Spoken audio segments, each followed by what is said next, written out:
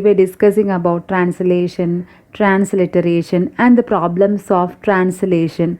Now I am going to discuss problems of transliteration. Before that, I like to reinforce the term transliteration in your mind. There are few examples or few words which do not need actual translation. The words that do not need to be translated as they remain the same in all languages, like the names of person, place, medicines, terms used in sports, etc. These entities are known as name entities. What's that? Name entities. And remain the same whatever be the language and conserve their phonetics. The process of converting any word from one language to another without changing its pronunciation and phonetics is known as transliteration. What is transliteration? The process of converting any word from one language to another without changing its pronunciation or phonetics is known as transliteration. In translation, transliteration is used for name entities. It is the process of transcribing one character or letter or alphabet of one language to the other language, that is from the source language to the targeted language. Here I have given an example. That means the example of school. Actually, the word school can be used as school itself. You have seen such occasions, right? You have seen such occasions where school is used as school in Hindi and school in Telugu. And whereas in the case of translation, if we go for translation, the Roman script school can be rewritten as Vidyalaya in Hindi and Patashala in Telugu. That is the translation. But when it is used as school itself, it is known as transliteration.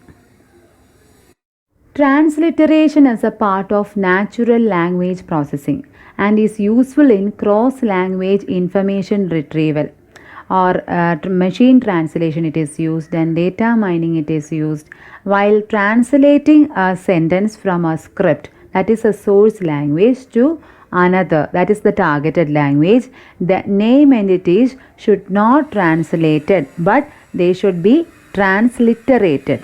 For example, Arunima is used. Arunima can be written in many languages as Arunima itself. Then it is transliteration. If we go for translation, we have to translate it into the meaning. We have to represent the meaning of Arunima. Then it should be redness or blush or glow, something like that. The same way, another name, Adityan. Adityan, what is the meaning of Adityan? It is sun. So if you are going for translation only, we have to write it as sun. Otherwise, Adityan will do in any language. Not only for name entities, but also for general transliteration from one language to another, it is necessary that pronunciation of the word should remain the same. Thus, it makes transliteration a trying task.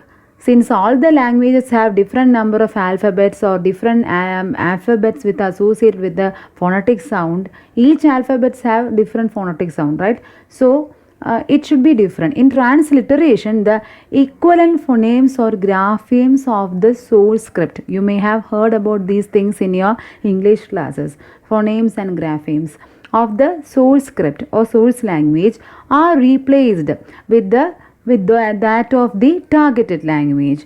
There are many problems in transliteration due to the writing style of the script, or a difference in numbers of vowels or consonants of the script, or difference in phonemes of the character, missing sound in some scripts. All these are issues related to transliteration.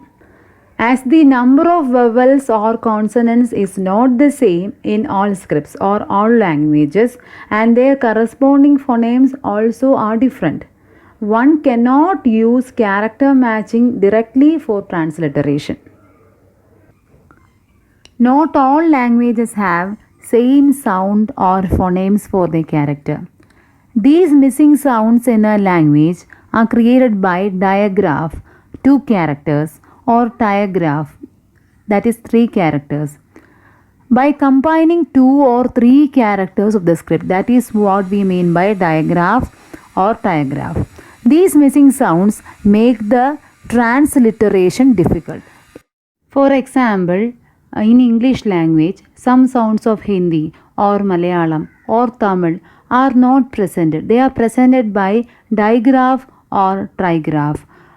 For example, you can see it here. Sha. By in English, it can be used as sh and cha, ch, and you can see this Malayalam word kha, kha, or ra in Tamil. All these are always represented by either digraph or trigraph. Some missing sounds in some language pronunciation also create difficulties in transliteration. For example, the pronunciation of the Greek word pneumonia. Here the P is silent. When it is written in English, there is P. And so English and some other languages use words from Latin or Greek origins. You know about Sanskrit invasion or Tamil invasion in Malayalam language. Like that, there are issues related to that in pronunciation. When these languages use words with some silent characters or missing characters, it becomes difficult to judge which pronunciation technique to use. Origin of the word is an important aspect to be kept in view for translation. Sometimes in one language, a single character represents a specific sound, but the same character transliterated in another language may represent some other sound. For example, in English, T is equivalent to the letter tha or ta in Hindi. Or in English, the D, letter D is equivalent to tha or dha of Malayalam. Sometimes the phoneme of a character changes depending upon its sounding characters.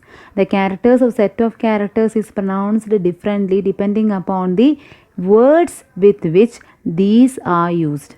For example, in English, OO is pronounced differently in bloom, book, coordinator, etc. And CH is pronounced differently in character, chef, charm, like that. But Malayalam or Tamil or Hindi, it is different. You can see the example, Bhumi, it starts with Bha, and Bhutam. Everything is sounds same, no? And in Malayalam, Tamara and Tadaga, Ta, everything is same. And in Hindi also you can see Kalam, Kamala, Ka. The same Ka is repeating and the pronunciation also there is no difference. And Ajagar, Anar, two different things, but one is Python and the other one is lemon. But the pronunciation Ajagar and Anar looks the same. So this is the difference between a foreign language like English and something which derive from Devanagari script or of Indian origin is totally different. In some words, for example, in scheme, phoneme of S and CH are used separately, while in schedule, phoneme of SCH is used. That is the difference in English, but I think in Malayalam or in Indian other regional languages, that is not an issue. You can see Samuham or Samulam. The Sa and Ma is repeating and Mu is also repeating, but it same sounds the same. Another problem related to transliteration is they create new words. Is it a problem? It may be a problem to people who are studying language because they may get confused whether this word belongs to this particular language or to some other language. So over time there is a chance of such confusions. Here there is an example. Angel is a transliterated word. It actually comes from Greek word angelos, or which means messenger. When we hear the word angel, What comes to our mind? A heavenly being with white wings and all. But what is the actual meaning of this angelos is just a messenger. It may or may not be having wings and all. Just a messenger. In some cases, the biblical authors were referring to these beings when they used angelos, while in such cases they just mean normal human messengers. It can be normal human messengers, unlike our imagination of all those heavenly bodies. Next word is alien. Alien means just a foreigner. What comes to our mind? We may be thinking about the avatar and all. However, the word has gained an extra connotation so that it is often used to mean a foreign being from outer space. Yet we still sometimes use it to refer human foreigner. So alien just meaning is a foreigner.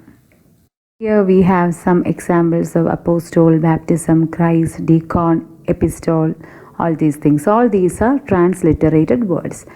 The issues related to understanding meaning of transliterated words can be solved by giving the meaning in brackets.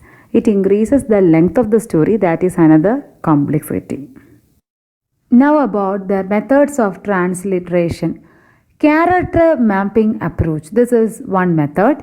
Under this approach, the characters of source script are mapped to those of the targeted language on the basis of pronunciation.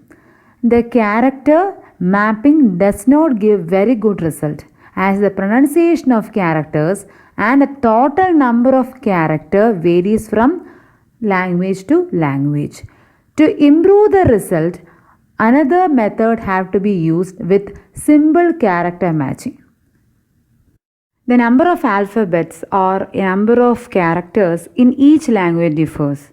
In Malayalam we know Anbattunnaksharali. So 51 characters are there in Malayalam. Whereas in the case of Hindi it is only 44. And in the case of English you all know it is 26 letters. So how could we match character to character? It's not possible. Anyway, it doesn't give accurate result too. Next we move on to the next method, that is phoneme based approach. This approach defines the relation and correspondence between the phonemes of the source. What is the relation and correspondence between the phonemes of the source and the targeted language? And alignment of the phoneme for the characters of source language to the phoneme of the targeted language is done using different methods. There are different methods for getting this alignment. You can see an example here. English word book. Equivalent for name based segmentation book. B, U, K. So, equivalent for name in Hindi it is Bu, U, K. So, Bu, U, K in Hindi, and when it comes to Hindi as the final word it is book. Next is next approach is grapheme based approach. This approach defines the relation and correspondence between grapheme of the source and targeted languages. Different methods are used for alignment of the grapheme for the characters of source language with that of the grapheme of the targeted language. See the example. English word is the same book, and equivalent grapheme based segmentation B, ook. Double O is coming there. And what is the equivalent grapheme in Hindi? Ba, ook. So, ba, ook. How it comes at the final form? Book. So, this is not accurate. As we all know, this kind of translation is too difficult. And next we move on to the hybrid approach.